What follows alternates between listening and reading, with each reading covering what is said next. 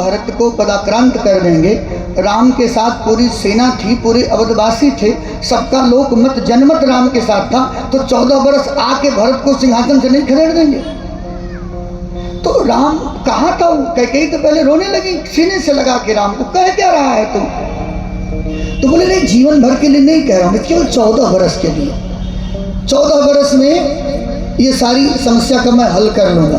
जैसे भी 14 दिन क्वारंटाइन रहते थे लोग, जगन्नाथपुरी में जो अगर आस्था होगा जाता होगा, 14 दिन ही क्वारंटाइन रहते हैं हमारे जगन्नाथ जी भी। जब स्नान कर लेते हैं तो 14 दिन काढ़ा पीते हैं और फिर 15वें दिन खूब सज धज के ननिहाल जाते हैं, रथ यात्रा निकलती है।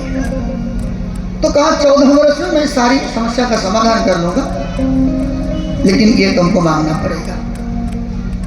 और ये वही कर सकते। राम जी राजा बन रहे हैं। हमारे नए राजा के स्वागत में हम नगर को दुल्हन की तरह से सजा रहे हैं। हाँफते हुए राजप्रसाद में आई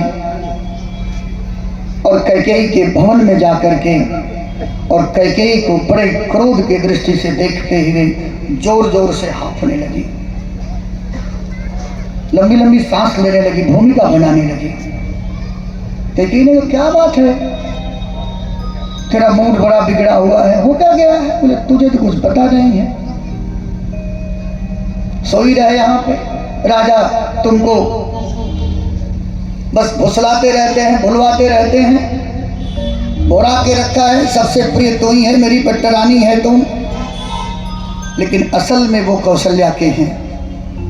कैकेयी रानी हंस रही थी, अरे तू बताएगी? बोले राम को राजा बनाया जा रहा है कल। इतना सुनते ही कैकेयी मंथरा को गोद में उठा लिया और नाचने लगी कैकेयी। राम तिलक जाओ साच हो काली। अगर सच में, अरे मतिमंद,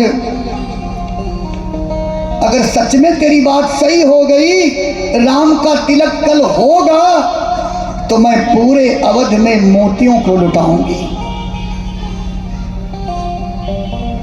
ये कनक भवन जो है ना, अयोध्या जी का कनक भवन, जो आ जाता होगा जानता होगा। ये जब 1 महीने बारात रही तो कैकेयी रानी को सपना आया कि हमारी बहू आएगी तो सोने के महल में वो आएगी। सोने का महल जैसा उन्होंने सपना देखा था, सभी पूरे अवधपुरी के, पूरे राज्य के राजमिस्त्री बुलाए गए और महारानी का आदेश हुआ, स्वर्णकार बुलाए गए, सोना गला गला करके और सोने का महल बनाया गया। और वही महल किशोरी जी को कैकेयी रानी ने मुंह दिखाई में दिया था, इतना प्रेम करती थी। अच्छा, ये पहले के जमाने में, आज से 30-40 साल 50 साल पहले, अगर घर में देवरानी जेठानी 3-4 हैं तो अपने बेटे से ज्यादा दूसरे के बेटे को प्रेम करती थी।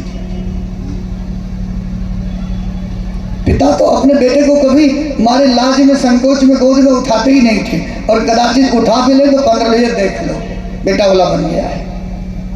ये अभी 25-30 साल 20 साल पहले तक की बात थी, लेकिन पता नहीं अब क्या हो गया है कि पता नहीं एक दूसरे को देख के कोई खुश नहीं है, सब जलन में है। कहा कि मैं मोतियां लुटाऊंगी पूरे अवध में। अरे मेरा राम तो कौशल्या से बढ़ के मुझे मानता है। मेरा राघव कौशल्या रानी की बात नहीं सुनता है, कभी कभी मना कर देता है, लेकिन मैं बुलाती हूँ तो मेरी बात जरूर मान जाता है। और तुझे पता है तू महामूर्ख यहाँ सजदे के हो